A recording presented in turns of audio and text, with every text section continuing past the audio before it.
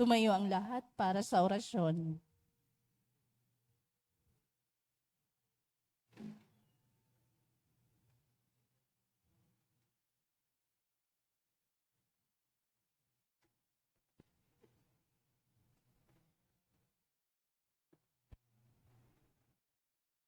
Sa ngalan ng Ama at ng Anak at ng Espiritu Santo, Amen.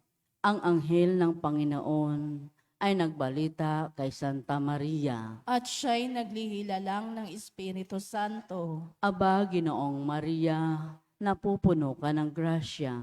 Ang Panginoong Diyos ay sumasa iyo.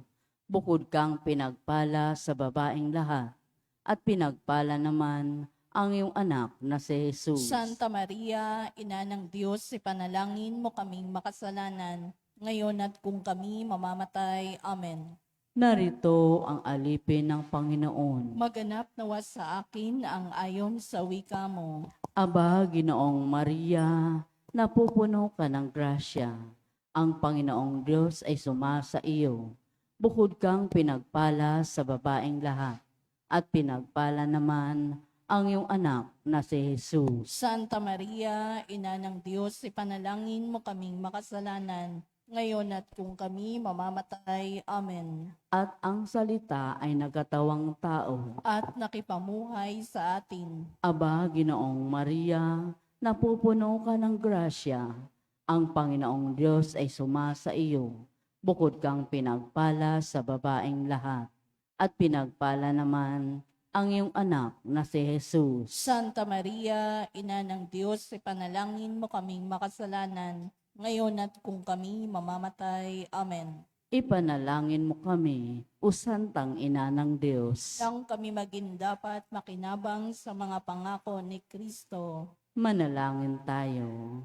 Panginoon naming Diyos, kasiyahan mo nawa ang aming mga kaluluwa sa iyong mahal na grasya, at yayamang dahilan sa pamamagitan ng anghel ay nakilala namin ang pagkakatawang tao ni Jesucristong anak mo, pakundangan sa mahal na pasakit at pagkamatay niya sa krus. Papakinabangan mo kami ng kanyang pagkabuhay na magmuli sa kadakilaan sa langit, sa pamamagitan ni Jesucristong aming Panginoon. Amen. Luwalhati sa Ama at sa Anak at sa Espiritu Santo. Kapara nung unang-una, ngayon at magpakailanman, magpasawalang hanggan. Amen. Sa ngalan ng Ama at ng Anak at ng Espiritu Santo. Amen.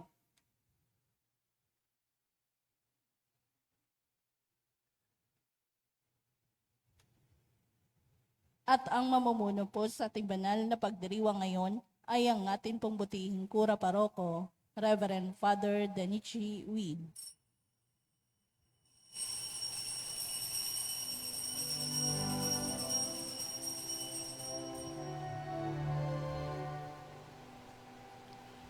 Pagmamahal sa Panginoon ay sila ng karunungan. Ang kanyang kapurihay manatili magpakailanman. Purihin ang Panginoon. Siya'y ating pasalamatan sa pagsasama at pagtitipon ng kanyang mga anak. Ang mamahal sa Panginoon ay sigla ng karunungan. Ang kanyang kapurihay manatili magpakailanman. Simulan natin ang ating pagdiriwang sa ngalan ng Ama at ng Anak at ng Espiritu Santo. Amen. Ang pagpapala ng ating Panginoong Hesukristo, ang pag-ibig ng Diyos Ama at ang pakikipagkaisa ng Espiritu Santo naway sumainyong lahat. At sumaiyo rin. Mga kapatid, ialay natin ang misang ito para sa pagdiriwang ng kaarawan ng ating musician at PPC President, Joby Flor. Dad, Happy birthday. Kasama ng ating mga panalangin, sama-sama tayong mag-alay ng banal na misa na ito upang tayo ay maging marapat gumanap sa banal na pagdiriwang.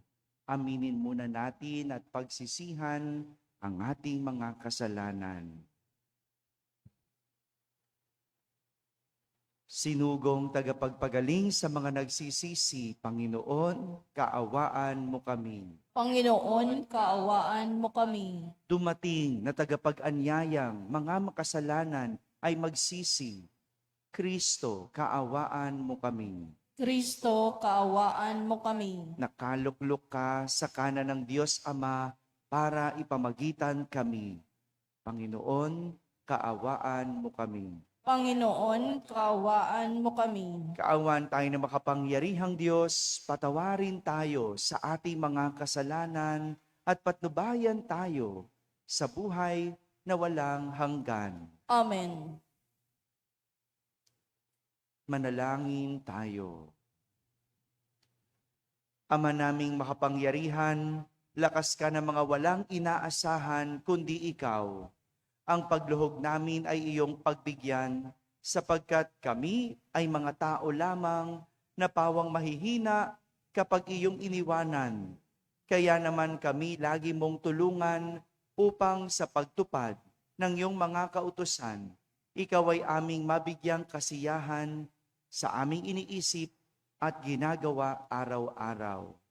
Sa pamamagitan ni Jesucristo, kasama ng Espiritu Santo, magpasawalang hanggan. Amen. Umupo ang lahat at makinig sa pagpapahayag ng salita ng Diyos.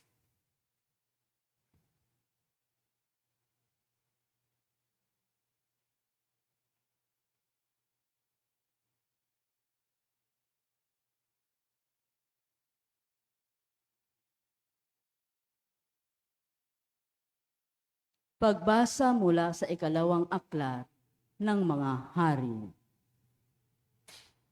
Noong mga araw na iyon, nang malaman ni Atalia na patay na ang anak niyang si Osikasiyas, sinikap niyang patayin ang lahat ng kamag-anak ng hari. Ngunit si Huwas, na anak ni Okosiyas, ay naitakas ng tiyan niyang si Husaba, na anak ni Haring Huram at kapatid ni Okosiyas. Itinago niya ito, pati ang tagapag-alaga sa isang silid, kaya hindi napatay ni Atalia. Pagkatapos, dinala niya ito sa bahay ng Panginoon at doon itinago ng 6 na taon, habang si Atalia ang naghari sa lupain. Nang 7 taon ng pamamahala ni Atalia, ipinatawag ni Huhaida ang mga pinuno na mga Kretiyo at na mga bantay sa templo at isinama sa loob ng templo. Pinagtibay nila roon ang isang kasunduan sa pangalan ng Panginoon. Pagkatapos, iniharap sila sa anak ng hari. Sinunod ng pamamahinga at ibinigay ni Huhaida sa mga kapitan, ang ibay sa gawing timog, ang ibay sa hilaga, sa paligid ng altar at ng tirahan ng hari. Inilabas ni Huhaida ang prinsipe, kinurunahan niya ito, iniabot ang aklat ng kautusan, binusan ng langis at itinagang hari. Pagkatapos, nagpalakpakan sila at nagsigawan, "Mabuhay ang hari!" Nang marinig ni Atalia ang pagkakaingay ng mga bantay at ng mga tao, pinuntahan niya ang mga ito sa bahay ng Panginoon. Pagdating doon, nakita niyang nakatindig ang hari sa isang mataas na lugar. Nang makita ito ni Atalia, sinira niya ang kanyang kasuotan at malakas na sinabi, "Ito'y isang malaking kataksilan.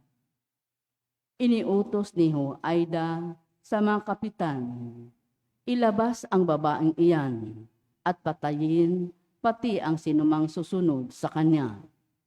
Ngunit huwag silang papatayin sa bahay ng Panginoon. Siya'y sinunggaban nila, inilabas sa daanan ng mga kabayo ng hari.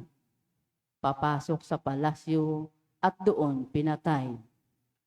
Pagkaraan noon, sinariwa ni Huwaida ang tipan ng Diyos at ng mga tao.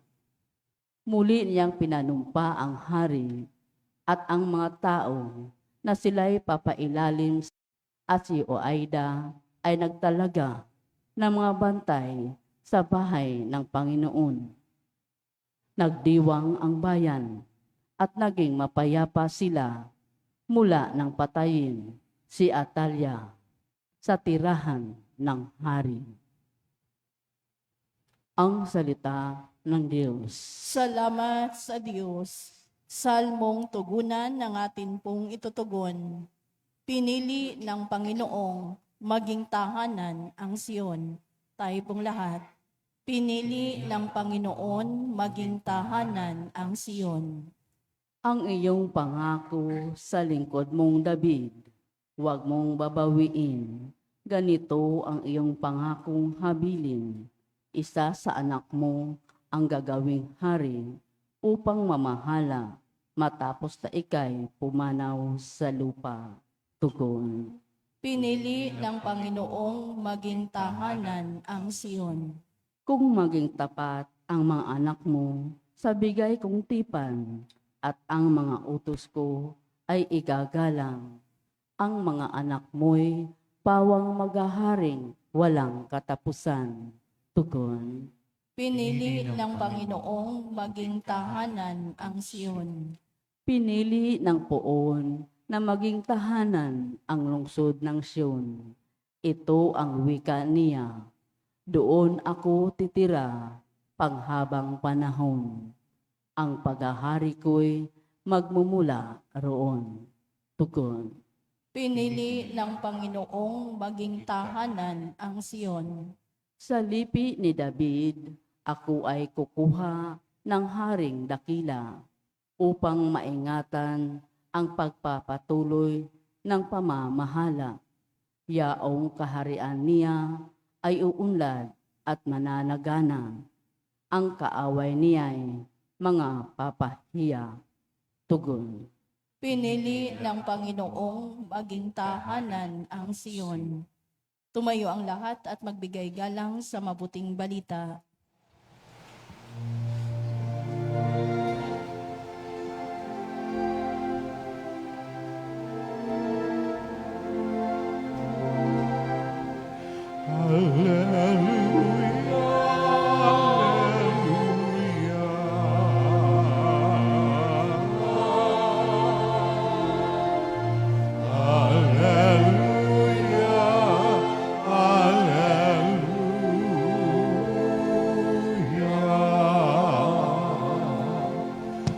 Mapalad ang mga dukha na tanging Diyos ang lumikha, ang pag-asa at hika. Alleluia, Alleluia.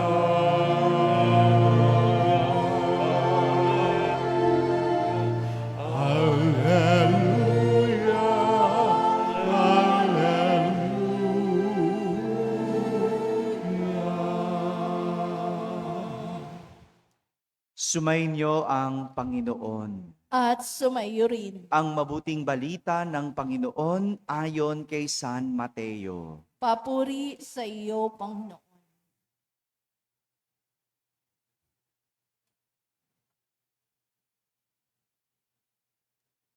Noong panahong iyon, sinabi ni Jesus sa kanyang mga alagad, "Huwag kayong mag-impok ng kayamanan dito sa lupa.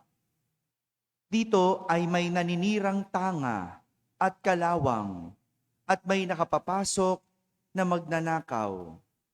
Sa halip, impukin ninyo ay ang mga kayamanan sa langit.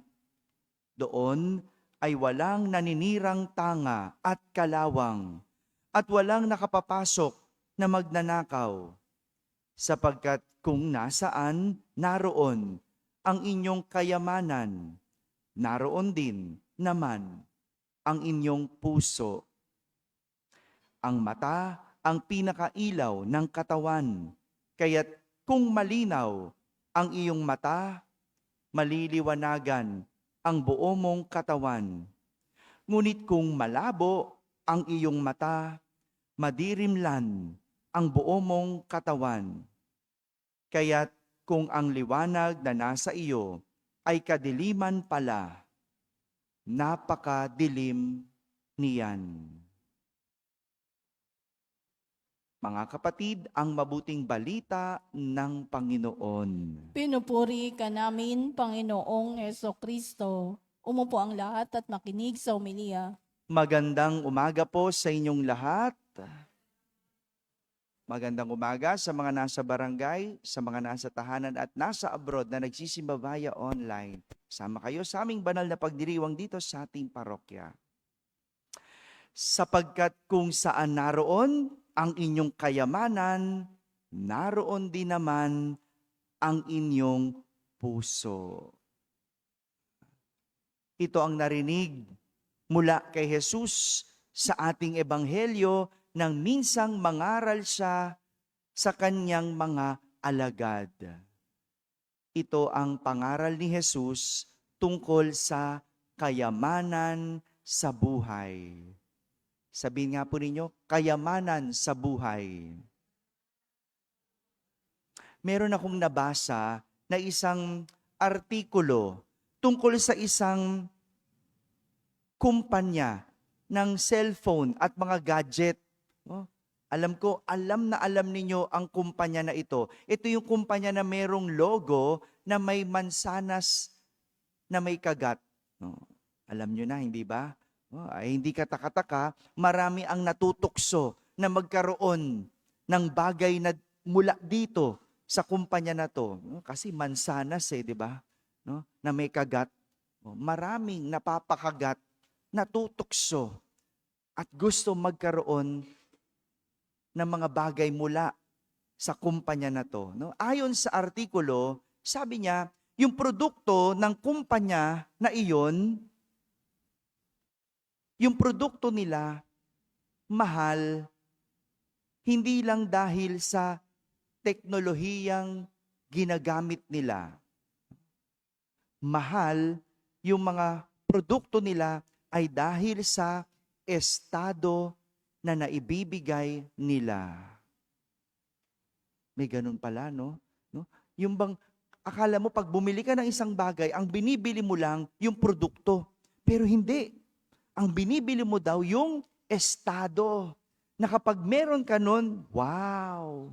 Yun, di ba? Wow, sosyal. Wow, ang yaman. No? Kaya pala ganun, kapag meron kang hawak nun, ang tingin sa'yo, mayaman. Kasi ang nabili mo, hindi produkto, kundi estado, social status. Kaya nga, nagiging sa panahon ngayon, status symbol yung mga produkto na yon. Napansin nyo ba? At marami ang nangungutang para lang magkaroon ng produkto na yon. Nakakatawa pa nga, di ba? Noon, kapag tinanong ka, ano ang cellphone mo? Di ba? Noon, di ba? Sinasabi mo lang yung numero ng model, di ba? Ganun ang uso, di ba? 5110, 3210, di ba? Numero yung sinasabi mo. Ngayon, alam nyo na. Di ba? Ganyan. No? Ngayon, iba na. Pag tinanong ang cellphone mo, sasabihin mo yung brand, sasabihin mo yung unit, model, at sasabihin mo fully paid. 'Di ba? Kasama 'yon. Pinangangalandakan mo eh. Bakit? Kasi status symbol. Paano binago ng material ang mundo? Dati, para masabi nating mayaman ang isang tao, dapat pinaghirapan mo. 'Di ba? Pinagsumikapan mo. Dahil ang kayamanan ay resulta ng isang matinding pagtatrabaho. Tama ba? Kaya siya mayaman kasi nagsikap, nagtrabaho, nagtiyaga. Ngayon, nag-evolve na ang mundo. Ang yaman, pwede na mabili. At minsan, iniutang pa. Ibig sabihin, ang yaman, na ipapangalandakan na ipagyayabang. At pwede kang magmukhang mayaman kahit ang bulsa ay walang laman. Iba na ngayon, ano? 'Di ba? Mukhang mayaman, pero ang bulsa walang laman. Mukhang mayaman, pero ang ulam ayun, 'di ba? May ganun eh, 'di ba? Ang dali magmukhang mayaman. Pero ang tanong, ano ang iyong tunay na kayamanan?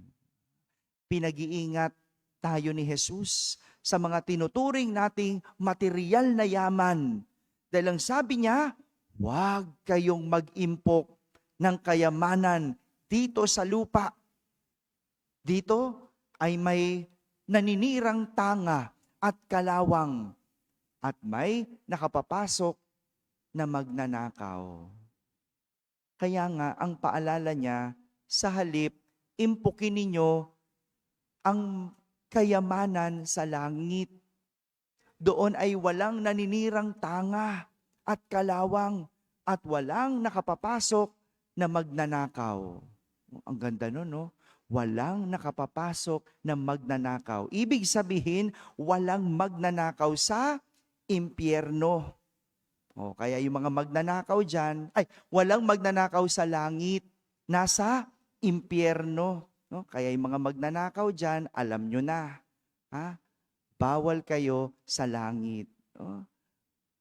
Malinaw naman eh. Malinaw ang pangaral ni Jesus tungkol sa yaman. Kaya nga kung matatandaan natin, nitong mga nakalipas na araw, pinagnilayan natin ang tungkol sa mana. Naalala nyo pa? Yung mana? Yung si Haring Akab. Anong gusto niya? Yung lupain ni Naboth. Gusto niya yung lupa ni Naboth. Ayaw ni Naboth ibigay. Bakit? Yun ay mana. Tingnan mo tong hari na to. Ang yaman na, ang dami ng lupa, gusto pa yung lupa ng iba. Grabe, no? Marami naman siyang lupa. Hindi mo masabing wala. Sabi nga niya gusto mo ipalit ko na lang yung lupa ko?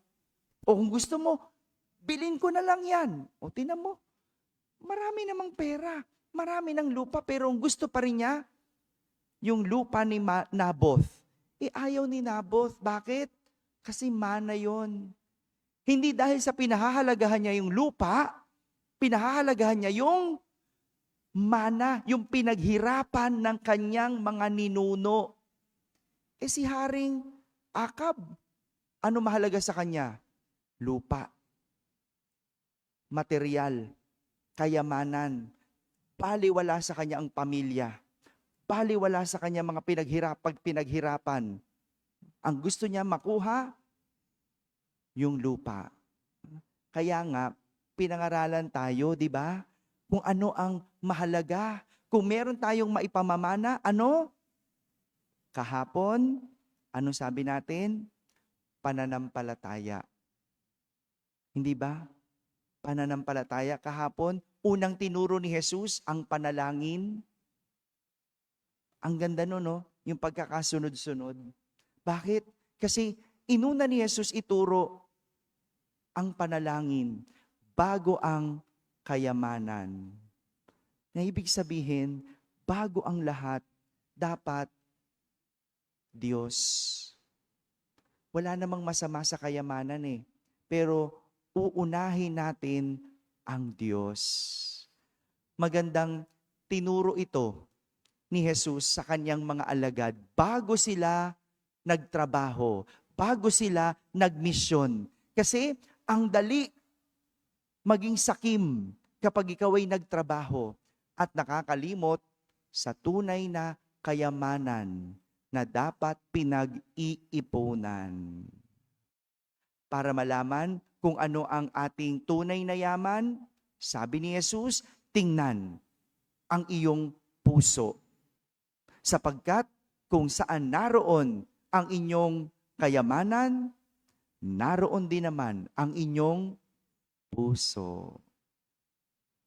Dahil sa puso, hindi tayo nakakapagtago.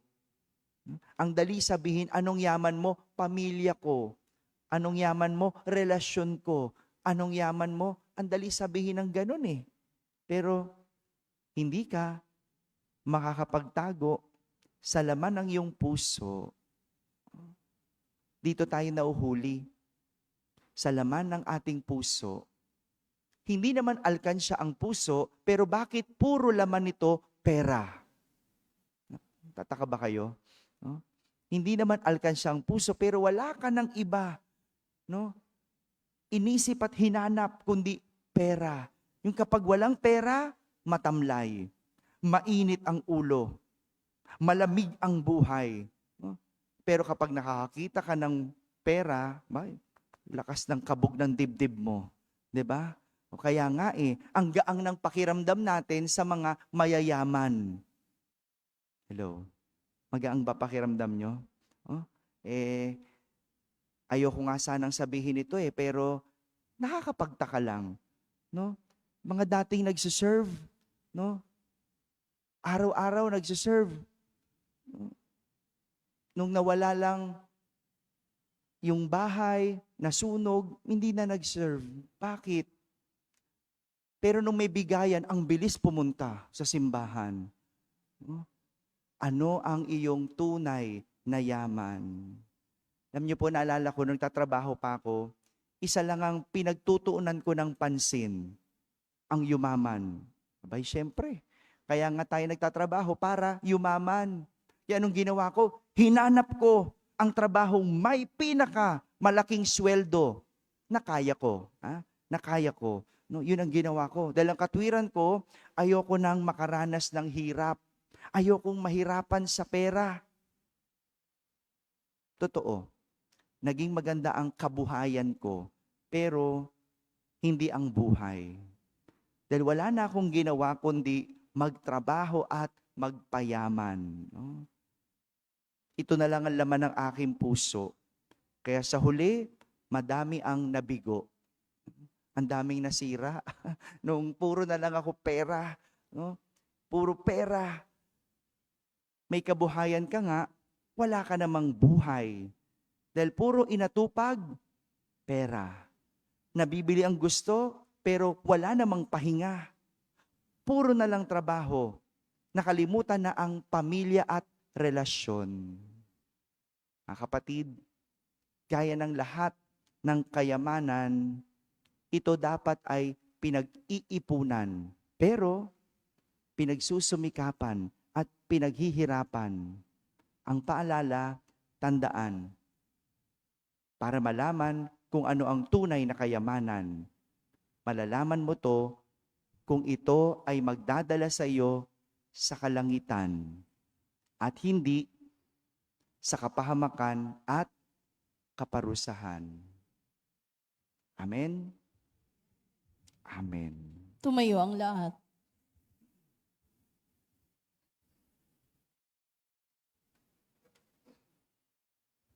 Hinahamon tayo ni Jesus na mag-ipon ng kayamanan sa langit kaysa kayamanan sa lupa. Ituon natin ang ating mga puso sa kalangitan sa ating pananalangin.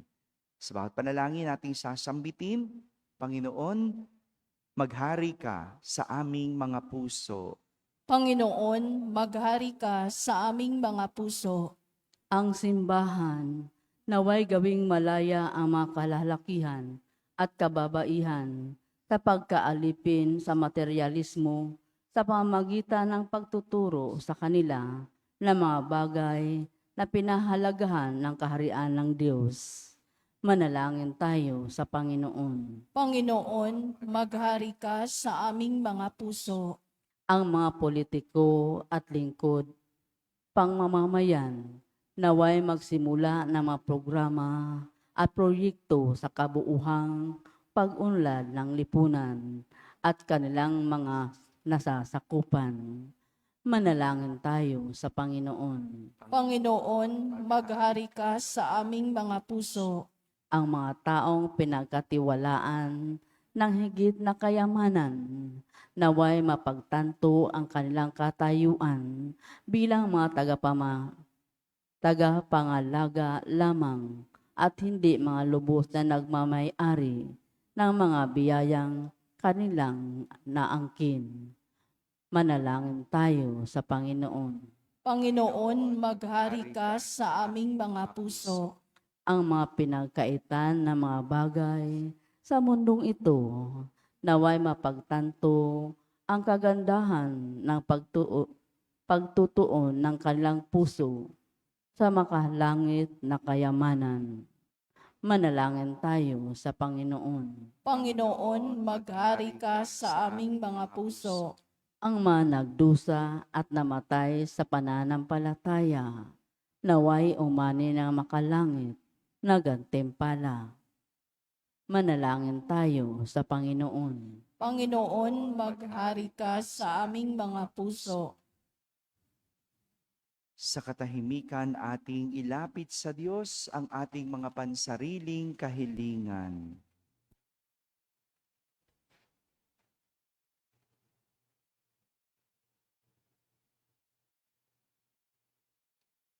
Isama natin sa ating panalangin ang lahat ng mga tumutulong at sumusuporta sa ating parokya.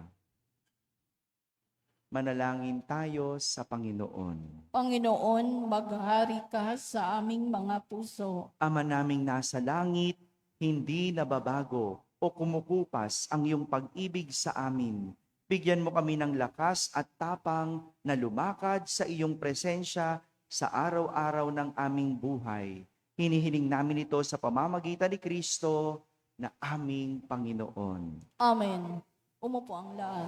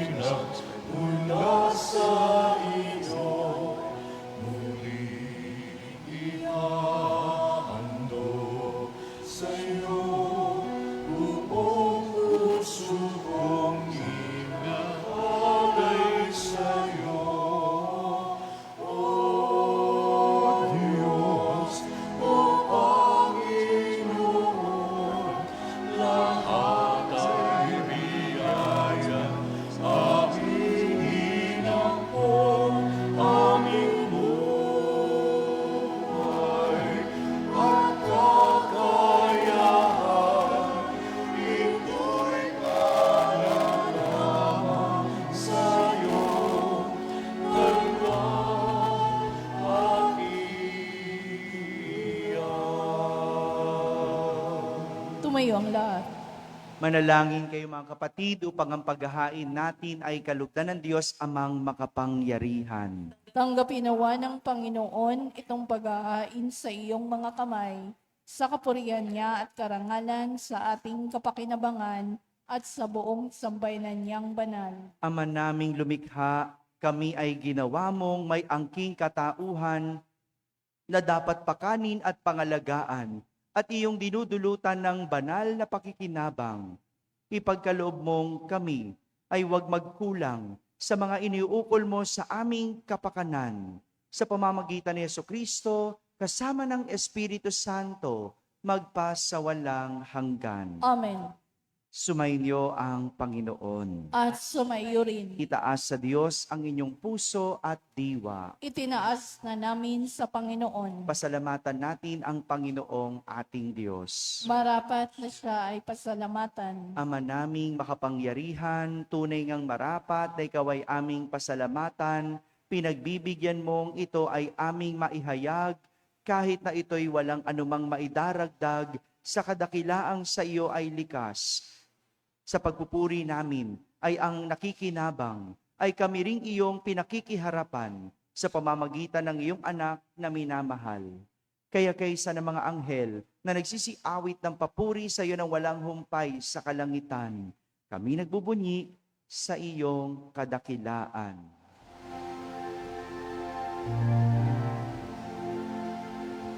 Santo, Santo, pinapala ang naparinig ko sa ngalan ng Panginoon.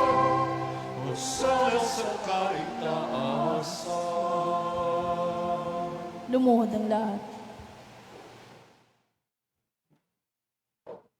Ama naming banal, ikaw ang bukal ng tanang kabanalan. Kaya't sa pamagitan ng iyong Espiritu, ay gawin mong banal ang mga kaloob na ito, upang para sa amin ay maging katawan at dugo ng aming Panginoong Hesukristo.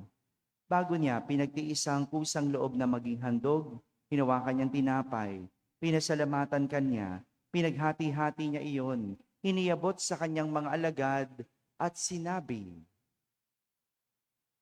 "Tanggapin ninyong lahat ito at kanin. Ito ang aking katawan na inihahandog para sa inyo."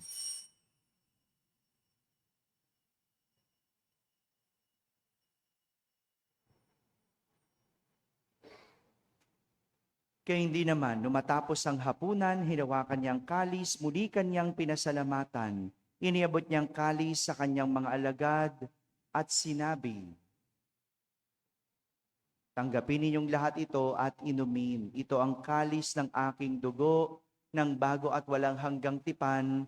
Ang aking dugo ni bubuhos para sa inyo at para sa lahat, sa ikapagpapatawad ng mga kasalanan.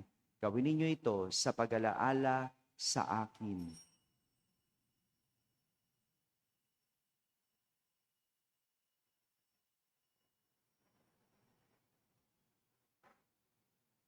Ipagbunyi natin ang misteryo ng pananampalataya. Si Kristo'y namatay, si Kristo'y nabuhay, si Kristo'y babalik sa wakas ng panahon. Ama, ginagawa namin ngayon ang pag-alaala sa pagkamatay at muling pagkabuhay ng iyong anak. Kaya't inaalay namin sa iyo ang tinapay na nagbibigay buhay at ang kalis na nagkakaloob ng kaligtasan. Kami nagpapasalamat dahil kami iyong minarapat na tumayo sa harap mo para maglingkod sa iyo. Isinasamo namin kaming magsasalo-salo sa katawan at dugo ni Kristo ay mabuklod sa pagkakaisa sa pamamagitan ng Espiritu Santo. Ama, lingapin mo ang iyong simbahang laganap sa buong daigdig. Puspusin mo kami sa pag-ibig kaysa ni Leon na aming Papa, ni Jose na aming Obispo at ng Tanang Kaparian. Alalahanin mo rin ang mga kapatid naming nahimlay na may pag-asang sila'y muling mabubuhay. Gayon din ang lahat ng mga pumanaw. Kaawan mo sila at patuloyin sa iyong kaliwanagan. Kaawan mo at pagindapating kaming lahat na makasalo sa iyong buhay na walang wakas. Kaisa na mahal na Birheng Maria na ina ng Diyos, ng kabiyak ng puso niyang si San Jose, kaisa ng mga apostol at ng lahat ng mga banal na namuhay dito sa daigdig ng kalugod-lugod sa iyo. May pagdiwang nawa namin ang pagpupuri sa kararangal mo sa pamamagitan ng iyong anak na aming Panginoong Hesukristo. Sa pamamagitan ni Kristo, kasama niya at sa Kanya, ang lahat ng parangal at papuri ay sa iyo, Diyos Amang makapangyarihan, kasama ng Espiritu Santo, magpa sa walang hanggan.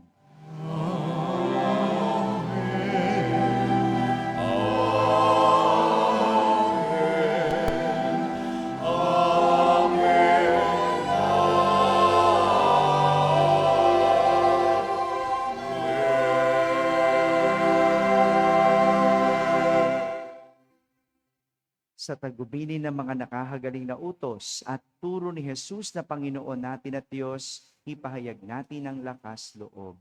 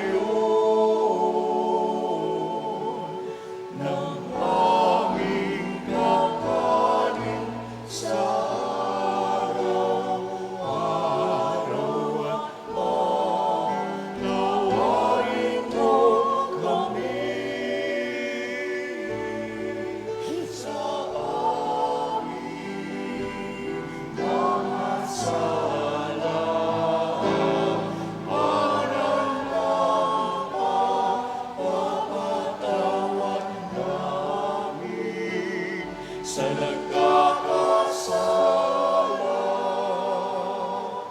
sa amin at huwag mo kami ipaintulot sa tukso at iagya mo kami sa lahat ng masama.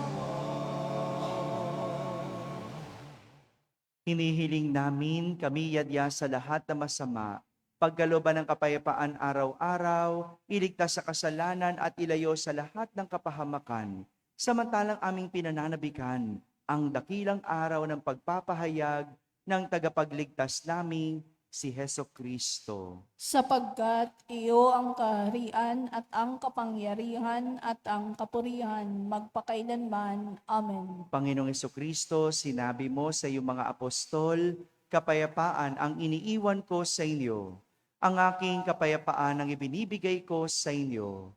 Tunghayan mo ang aming pananampalataya at huwag ang aming pagkakasala. Pagkalooban mo kami ng kapayapaan at pagkakaisa ayon sa iyong kalooban, kasama ng Espiritu Santo, magpasawalang hanggan. Amen. Ang kapayapaan ng Panginoon ay laging sumainyo. At sumaiyo rin. Magbigayan kayo ng kapayapaan sa isa't isa. Peace be with you. Kordero ng Diyos na nag-aalis ng mga kasalanan ng sanlibutan, maawa ka sa amin. Kordero ng Diyos na nag-aalis ng mga kasalanan ng sanlibutan, maawa ka sa amin. Kordero ng Diyos na nag-aalis ng mga kasalanan ng sanlibutan, ipagkaloob mo sa amin ang kapayapaan. Lumuhod ang lahat.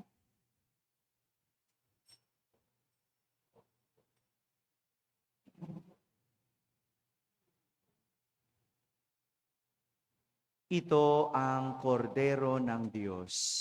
Itong nag-aalis sa mga kasalanan ng sanlibutan. Mapalad ang mga inaanayahan sa kanyang piging. Panginoon, hindi ako karapat-dapat na magpatuloy sa iyo, ngunit sa isang salita mo lamang ay gagaling na ako.